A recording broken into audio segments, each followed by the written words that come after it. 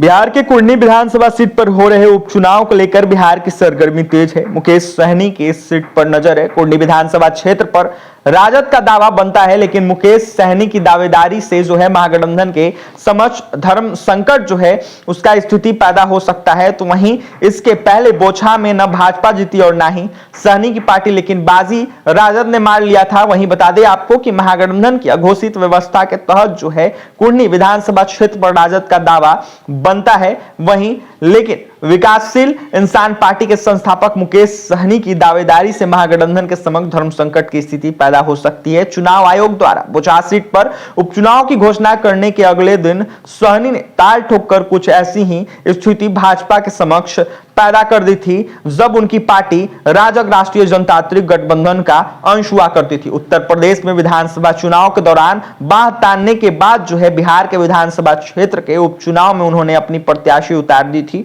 तो वहीं ऐसा तब हुआ था जब वहां भाजपा चुनाव लड़ने की घोषणा कर चुकी थी। तो बता दें आपको कि बोछा में हो रहे उपचुनाव को लेकर जिस तरीके से बातें सामने निकल के आई थी, बोछा में न भाजपा जीती थी न सहनी की पार्टी जीती थी, जिसके बाद राजद ने बाजी मार लिया था। जिसके बाद 2 सीटों पर हुए उपचुनाव बिहार में जिस तरीके से हुआ था, उसके बाद मुकेश सहनी ने महागठबंधन का समर्थन किया था। जिसके बाद दोनों क्षेत्र के कार्यकर्ताओं और समर्थकों को बाकायदा पत्र लिखकर राजद प्रत्याशी को समर्थन करने की अपील भी की थी मुकेश सहनी ने। अब वे कुर्नी पर नजर लगाए हैं और जहां राजद विधायक अनिल सहनी को आयोग जो है दोषी ठहरा दी है, वहीं बता दें आपको कि दोषी ठहराने के बाद जो है उपचुनाव की नौबत आ गई और जिसके बाद कई तरह की राजनीतिक चर्चाएं हो गई। जिसके बाद यह बात दिगर की सहनी की पार्टी जो है कहीं ना कहीं अभी महागठबंधन में शामिल नहीं है, लेकिन देखा जाए तो गोपालगंज और मुकामा में राजद प्रत्याशियों के समर्थन की घोषणा के बाद जो है अपील कर रहे थे लगातार जो सत्तारूढ़ गठबंधन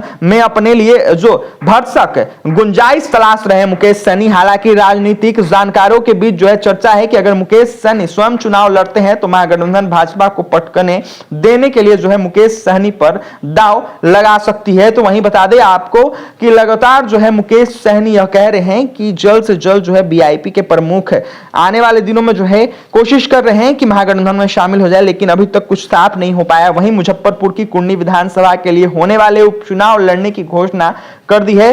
तो वहीं बता दें आपको कि उन्होंने कहा है कि हमारा मकसद है कि कुर्नी में जीतना ही नहीं बल्कि भाजपा को हराना भी है। वहीं उन्होंने कहा है कि बीआईपी ने मोकामा और गोपालगंज उपचुनाव में महागठबंधन का समर्थन किया था, इसका असर और परिणाम देखने को मिला। तो वहीं देखिए लगातार जो है महागठबंधन से जुड़ने की कोशिश कर रहे मुकेश सहनी और मुजफ्फरपुर के कुर्नी में जिस तरीके से उपचुनाव होना है उसको लेकर भी लगातार नजर बनाए हुए हैं। देखने वाली बात होगी कौन जीतता है, मुकेश सहनी कहां जाते हैं। और भी तमाम खबरों के लिए NBC 24 के साथ बने रहें। बहुत बहुत धन्यवाद।